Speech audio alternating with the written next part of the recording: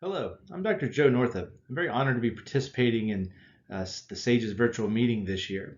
I think we have a great session with a lot of fantastic information, and I'll be speaking to you about the post-surgery patient. Is there one perfect supplemental medication?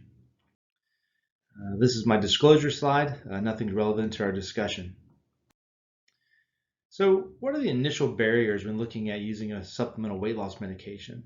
Well, the first and most common thing that I see is the lack of coverage or the cost of the medicine. It is actually rare to find patients that have coverage through their insurance for medications without significant copays, and most of the time patients on these medications are paying for them directly out of pocket. There's concerns over comfort of use. A lot of times surgeons are surgeons. They don't feel comfortable prescribing chronic medications. They don't follow this literature or keep up with this information. And there's a lot of mental barriers to starting a patient on a supplemental medicine after their surgery. And this is not necessarily the patient's barriers. This is our barriers. They're surgical barriers that we look at this in a different light or something that's separate from what we do. So what's our approach to patients depending on the type of surgery they had? Well, our approach with all patients is the first to assess their history and follow up and their compliance, making sure sometimes patients are very compliant. They still have weight loss plateaus or weight recurrence. Sometimes patients may not show up for many years after their surgery and come in seeking help because of a weight recurrence. However, do keep in mind while compliance is important, it's not always a compliance issue. This is a chronic disease, and this disease impacts patients in many ways and over their entire lives typically. So while making sure they have good compliance, but it's not always due to the volitional nature of the patient. You want to give them a dietary assessment and education, make sure they have good education and good habits, and an exercise assessment. As I tell patients all the time, the difference between good weight loss and great weight loss is always who's exercising. So, weight loss medications do not alter their bad behavior. So if patients are non-compliant or not doing well, the medications are not going to be effective. This is, again, adjunctive therapy to their surgery and to the behavioral changes they've made and are using currently. So look, what's about the long-term durability of weight loss? This is from a JAMA article that shows the difference in weight loss between adjustable banding, sleeve gastrectomy, and Roux-en-Y gastric bypass here. And you can see the years since their surgery. The majority of the weight loss is in the first year to 12 months after surgery. Then there's often weight loss plateauing and some recurrence, especially within some patients, weight loss does recur somewhat. So, however, when you look at comparing a surgical therapy, for example, gastric bypass from the same study, looking at non-surgical matched patients, we still do far superior. We still have far superior success to someone that's in a non-surgical program. So, while there is a risk of weight recurrence, we're doing very well with our patients long term.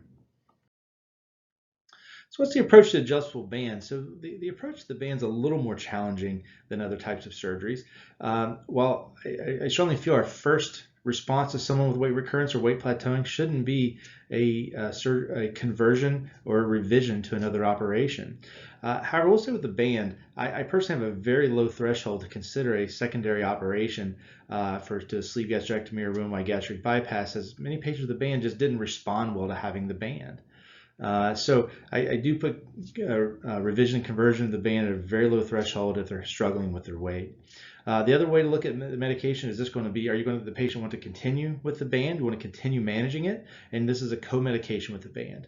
I will say the far most common area that I utilize weight loss medications with an adjustable band is after the removal of the band. This is especially true in someone that's been very successful with patients. There are a lot of, while we don't put a lot of bands in anymore nationally, this is still a recognized surgery, and we all have patients that did very well with it. So what I typically see is someone that's done well with their band and end up with an erosion or end up with a severe gastric prolapse or some kind of intractable symptoms, and they have to have their band removed. However, their BMI is now down to 30 or 28, and they're not a candidate for further operations. This is a fantastic place to utilize weight loss medications, as the patients have a lot of anxiety and concern over losing the tool that's helped them be successful. The weight loss medications allow us to help them maintain or even continue their weight loss. So looking at the band when their plateau or recurrence can happen, it's extremely variable. It's often delayed, and that's often due to the fact that we are adjusting the bands when patients hit a weight loss plateau or start regaining or start having a weight recurrence. Oftentimes that's the time to adjust the band, tighten the band. So it's extremely variable when we see a true weight recurrence or we start weight regain. This typically happens when someone has either reached the capacity of their band and still struggling with their weight, or they've reached a band adjustment level where any further causes obstructive type symptoms. Again, when you're looking at these patients, have a very low threshold to evaluate these devices. There are a lot of silent erosions and significant prolapse and other problems that have minimal symptoms. So be very easily order upper endoscopy and fluoroscopy to evaluate them. So sleeve gastrectomy, I will say this is where I have the most common utilization of supplemental medications. I think a lot of discussion here. This is a lot of talk with the SADI or conversion to gastric bypass about doing a lot of revisions and such in these patients. However, I will say that I think we all can agree a revision or conversion surgery does carry a slightly increased risk of complication, as well as the secondary surgeries don't tend to do as well as a primary surgery. So I think before we're quick to take someone back to the OR, we should certainly consider supplemental medication. So when you look at non-responders with the sleeve, I typically say there's not really most people respond to a very good degree, especially early, but there are a group of patients that are, I'll say, minimal responders, where they lose weight the first 6 months or so, and then really hit a plateau where their weight loss kind of halts. So that typically occurs at kind of the 6 to 12 months in a lot of patients. And I'll say, when you look at more of the weight recurrence, that's kind of that 9 months, year, even farther out the 2-3 year number, you can start seeing patients have a resurgence of their obesity disease. So the approach to the Roux-en-Y gastric bypass patient, I would say typically there's very few non-responders or minimal responders here. Most patients do very well in the first year typically, and don't hit a weight loss plateau till after a year, 18 months. And the weight loss recurrence likewise is highly variable. Patients can come back years after surgery and do well, and then start having weight recurrence for different reasons. So it can be at a year, it can be 2 years, 3 years, 4 years, 5 years. The patients are coming back and seeking help. So this study, I want to look at just first the efficacy of weight loss medications after surgery. So this looked at breaking down by the different surgeries here, looking at the mean weight, the BMI changes, and total weight loss. This was different types of medication. It wasn't one specific medication to look at. Really, the medications were tailored to each individual patient. However, you can see that there was a impactful weight loss with all these patients, and more importantly, there's not necessarily always a significant weight loss after starting the medication, but it halts any weight recurrence, which is equally as important. This image is from the same paper, looking at the graphing the weight postoperatively, and the first column here looking at the mean weight and then the mean body mass index. You can see from the surgery time, most of the weight loss occurs initially, then patients hit their nadir weight, and then there's some weight recurrence at that point or plateauing, and then you can see where the pharmacotherapy was started. You do see halting of the weight recurrence and reduction weight in all three of the types of surgery here. So this separate study looked at the impact on gastric bypass with differing weight loss mechanisms. How the topiramate was the most common medication used. You can see the initial weight loss after their surgery, that small weight regain, and then the impact the medication had. And then the phentermine was added, which further added to their weight loss. Then looking at that combination medication therapy. This study was performed last year in post-gastric bypass and sleeve gastrectomy patients that had a weight plateau or had weight recurrence, and was started with liraglutide. These two charts show the impact of hemoglobin A1C and their impact in weight after starting this medication. While this is a small numbered study and a short study going out to 26 weeks, you can already see the significant impact of this medication when compared with the placebo group, showing a lot of promise. So these are our medication options, the primary ones we have right now with the phentermine topiramate combination, liraglutide, naltrexone, bupiron, also combo. So looking at phentermine topiramate, this is the most common medications, the most studied, and reportedly the most successful at this point. There are some significant contraindications to using this medication, with pregnancy being a primary one, with the glaucoma, and anyone on MAOIs. With a lot of the weight loss medications, these are separate medications for other indications that have been combined. There are potential added benefits, and this is where you look at how you evaluate a patient for which medication you want to start first. So patients suffering from migraines, this has that added benefit, or they have seizure disorders, or they have an alcohol or substance abuse history. There are some notable side effects of this medication. However, these are, having the significant side effects are rare. I will say from the taste changes, change in sensation, numbness in fingers and toes, that seems to be extremely common from anecdotal experience. A lot of patients suffer from this. However, it's very minimal. What foods taste odd to the patients or having numbness in the fingers is actually very well tolerated and of short duration. More critical is the suicidal ideation and risk of fetal toxicity can be very serious with this medicine. So the combination of medication, again, the contraindications are any seizure disorder, substance abuse, or pregnancy. Likewise, have some potential added benefits. So someone suffering from depression or some other mood disorders, as well as helps with smoking cessation. And the side effects here are typical with many medications, and there's around about 10% of the patients each one of these.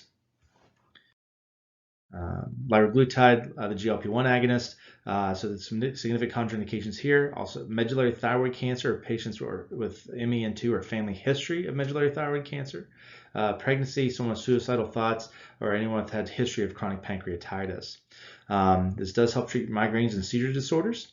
And again, the side effects here, the pancreatitis is related to the abdominal pain, which can occur after this medicine. So to answer the question we posed in the beginning, is there one correct medication? And the answer to that question is really no.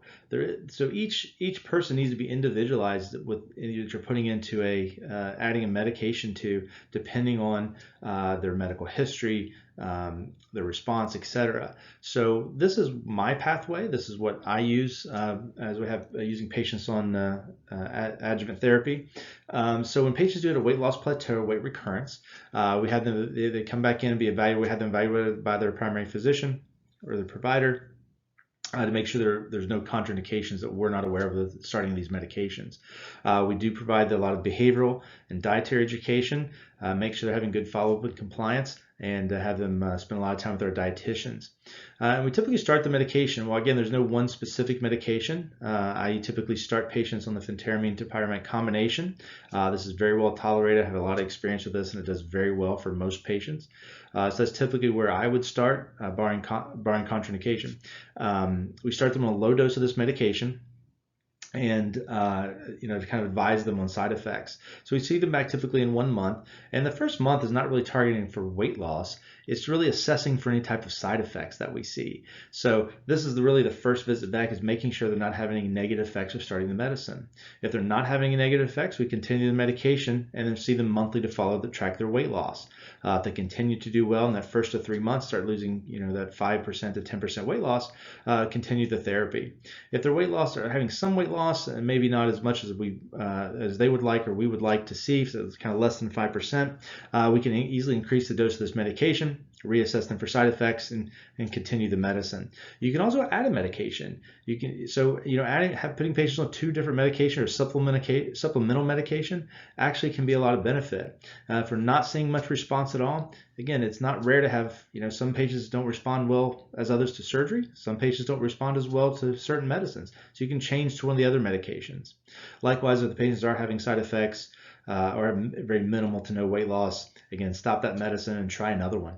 Again, these are usually very well tolerated, and finding that right combination or that right dosage of the right medicine really makes all the difference. So in conclusion, This is, a lot of information crammed into a very short talk. But, looking at weight loss medications, I think we need to, again, look at this as the same way, a colorectal surgeon looks at colon cancer and adjuvant chemotherapy. We're treating a chronic disease of obesity, and our surgery can be very positively affected by our chemotherapy, adjuvant therapy, starting these weight loss medications. It's a great way to re-engage struggling patients. There's a lot of bias from the physicians. There's a lot of embarrassment or guilt from patients, so they feel that they haven't done something wrong. There's guilt from surgeons. And so this is a great way for them to be able to come back in and let them know it's okay to continue treating their disease, and we have options to help them. And we must overcome our own personal bias.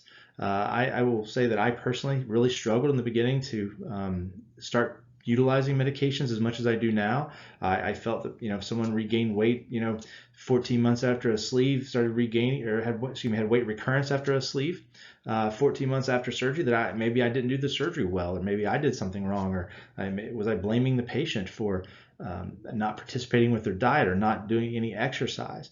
And that's not really the case. Again, that's a bias that we have about that. We really need to look at this as this chronic disease, and we have adjuvant therapy and additional therapy to help our patients be more successful.